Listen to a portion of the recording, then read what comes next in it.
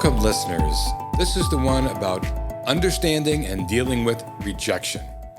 Now, many of us have faced rejection in our lives of different types. It takes different forms. And we may not have realized it, but if we analyze the rejection, there's a lot more to it than just being rejected by someone, something, some school, a job.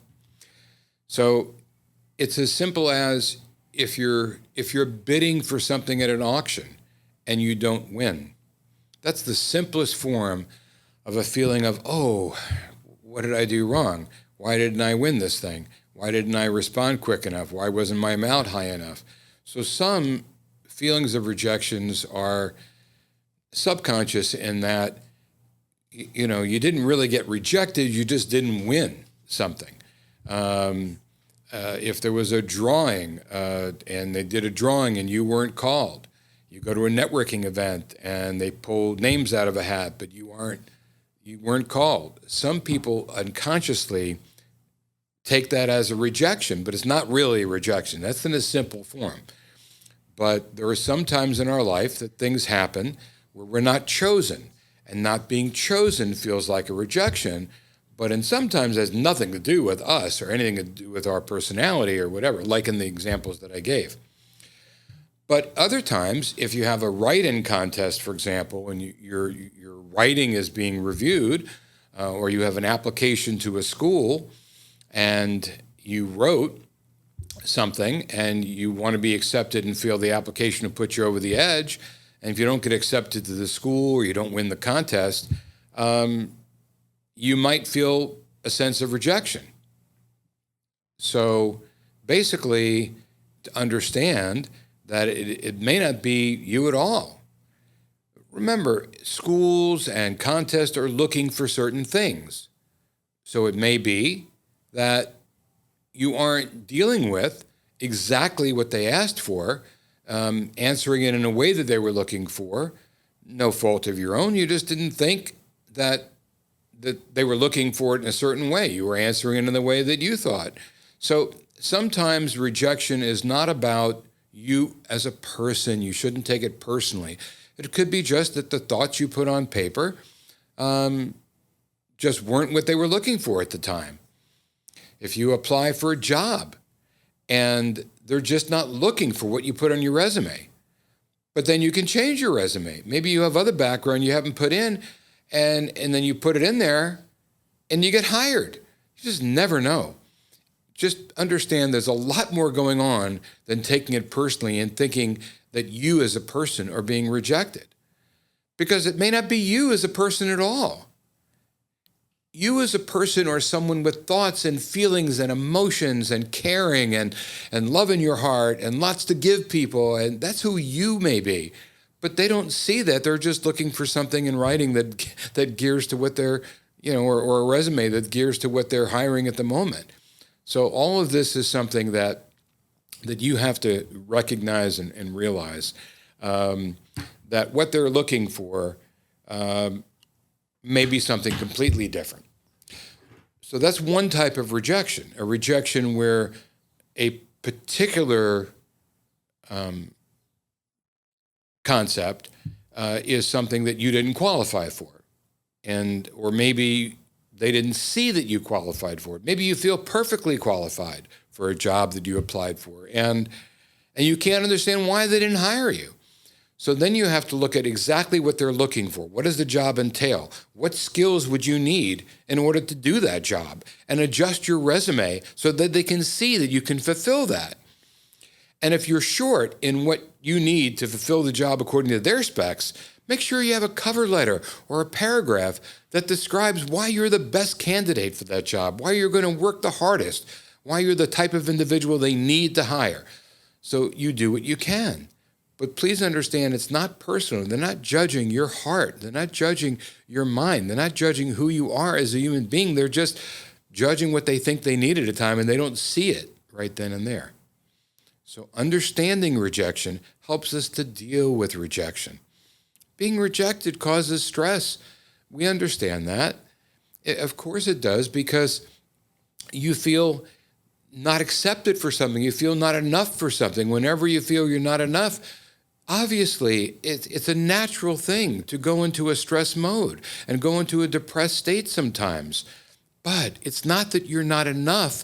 You weren't enough for them right now. There's a difference.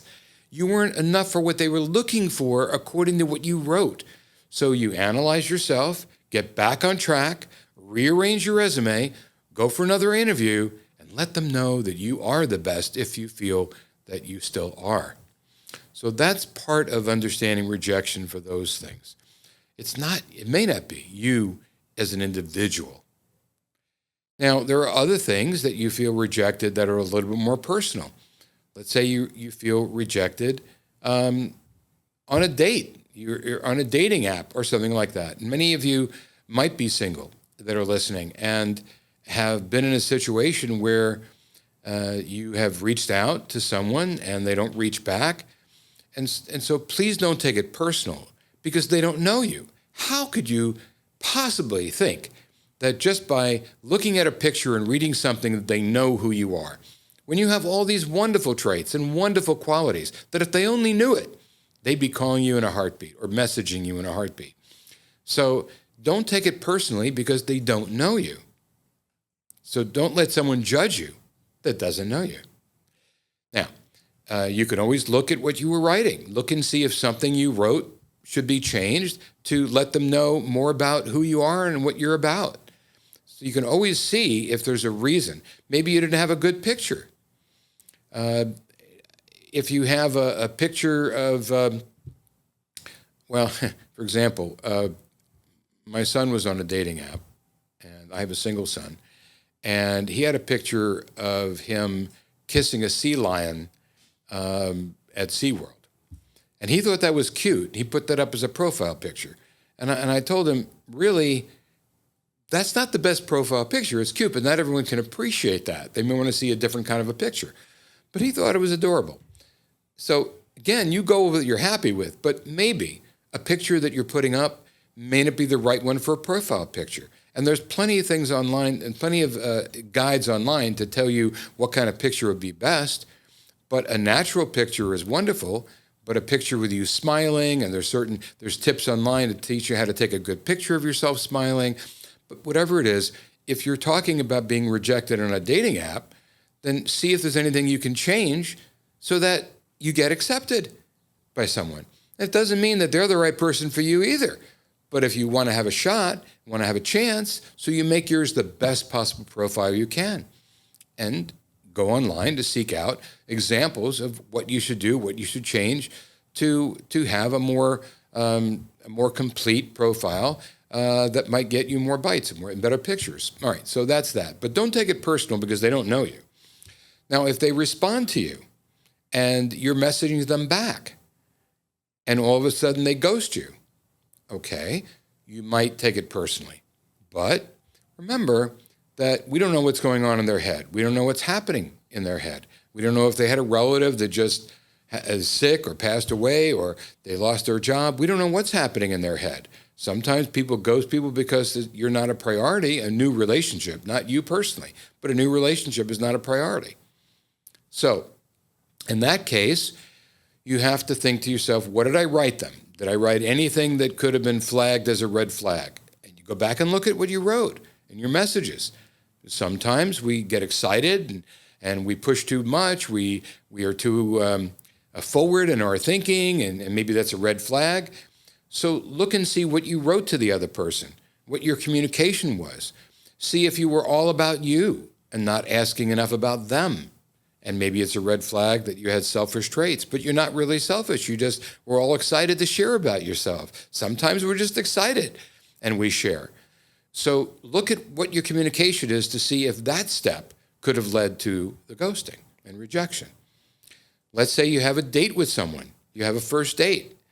And I have another session I'm going to do on dating, but let's say you're on a first date and take it simple. After the first date, they don't call you again. They don't message you again. You can think to yourself, well, gee, I feel rejected. But ask yourself, did they get to know the real me? Did they really find out in that one date what I'm about, who I am, what I stand for? And if they didn't, then you could rest assured that the rejection wasn't personal. Not everyone is everyone's type. And also, please keep in mind that it is still valuable to make a friend of someone. Even if it's not a romantic connection, having a friendship with someone is still a blessed thing, a wonderful thing. Having a friend in your life. Even of the opposite sex, you can be friends. But at this point, you just have to look at it and see, what did I do, review the date, and see, how did it go? Did I ask enough questions about them? Was I only talking about me? Again, some people see red flags in a date. So you have to ask yourself, how did I react to things they said? Did I respond to the things that they were sharing about their lives in a way that they know I was listening? Because sometimes we don't respond in a way they know we were listening. We go right, they say something, and a trip they took to Europe or something about what they've done in their life, and you go right away with what you did in your life, but you don't comment about what they just told you. It feels like you weren't listening. And if you weren't listening, you may not get a second date. So rejection in that way may be something that can be reviewed and thought about and corrected for the next time. You'll have plenty of dates in your life and plenty of chances to correct it. But just see what happened. Did you respond to what they were saying so they knew you were listening? Ask yourself that question. Now, did you answer questions they asked about you? Were there any red flags in what you might have said? Think about what you said.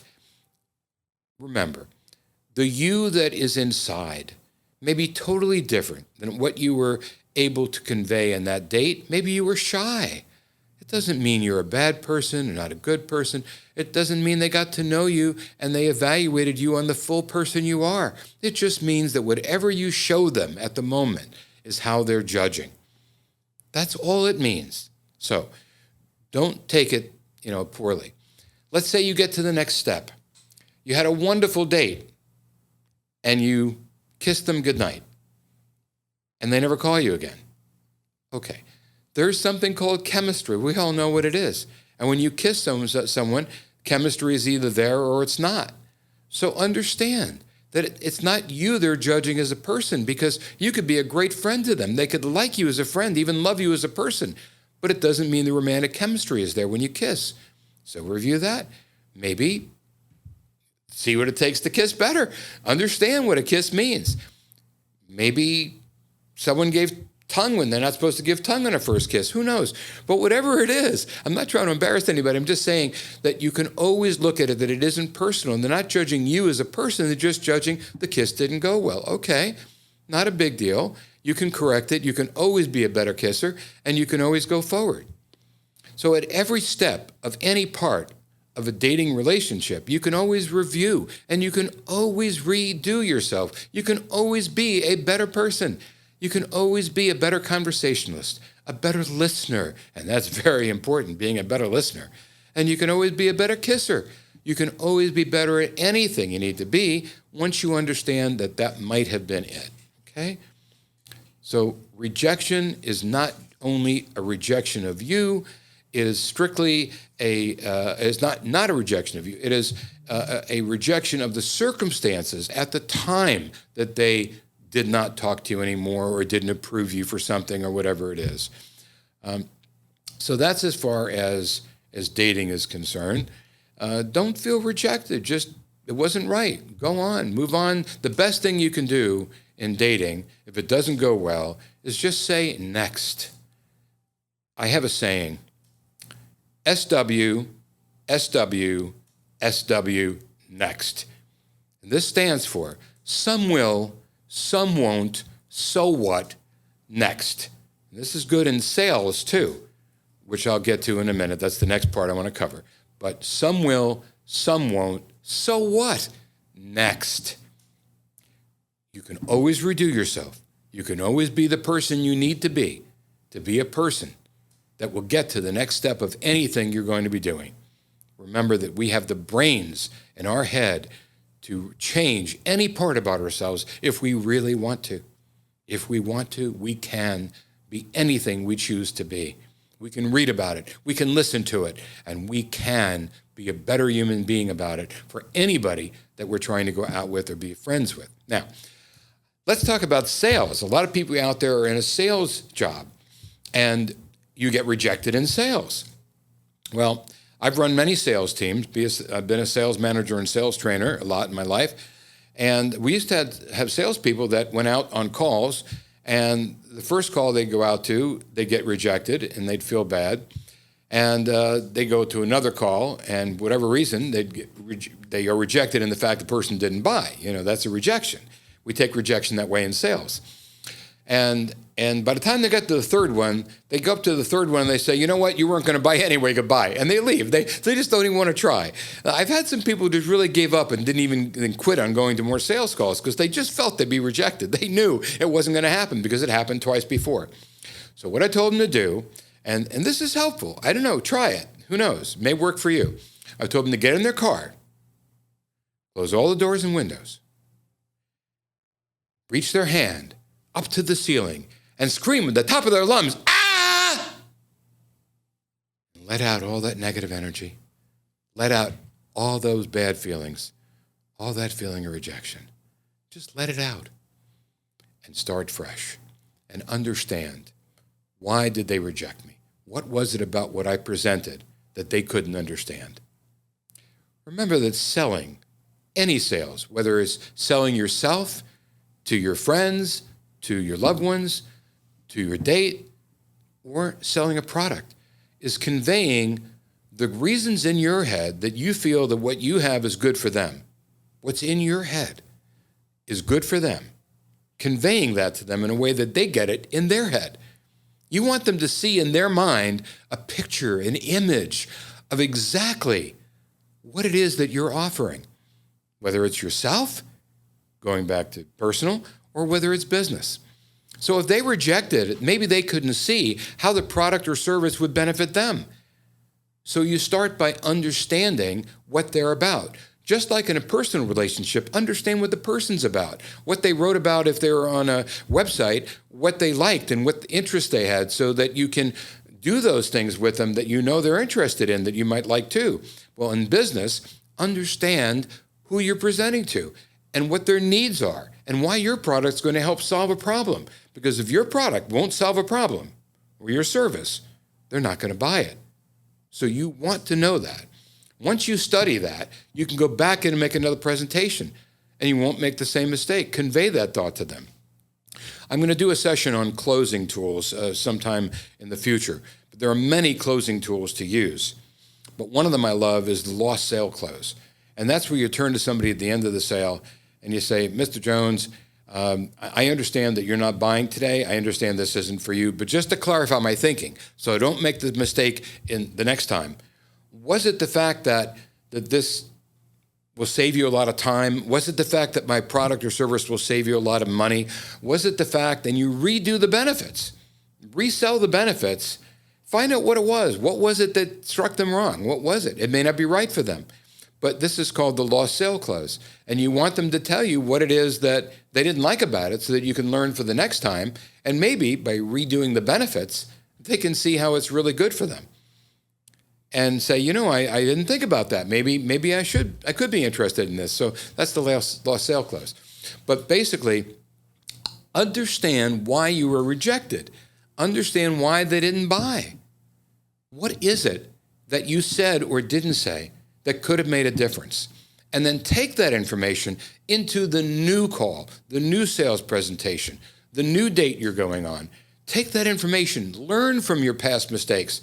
Learn from what didn't go wrong. It may not have even been a mistake. It may be that everything you presented was correct, but they just didn't get it. It wasn't for them.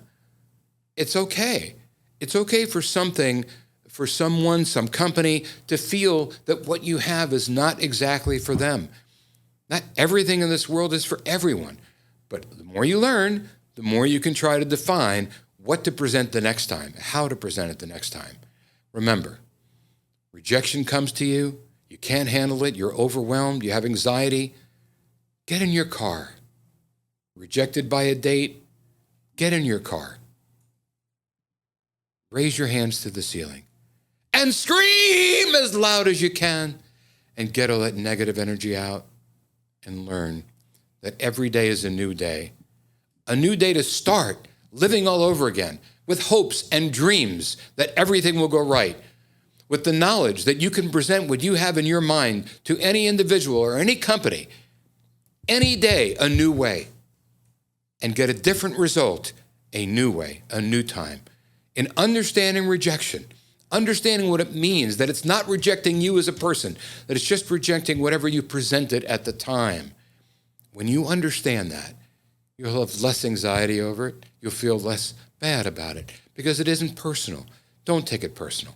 Adjust yourself, be a new person anytime you want to be, and know that the next time could be the time for that acceptance, for that big deal, for that big sale, for that very important person in your life, for that best friend in your life that could be that person that you met with and didn't have a romantic connection, or it could be the love of your life.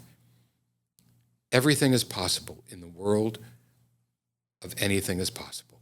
Live in that world with me. Until next time, smile every morning. Remember to smile at something every day. Some picture. My Instagram, Boca CEO, you'll see pictures of sunrises, sunsets, hundreds of pictures. Find someone's picture, someone's that you can wake up to in the morning and see something they have and smile. Get a smile, get a great day start, think positive, have a wonderful night. Until next time.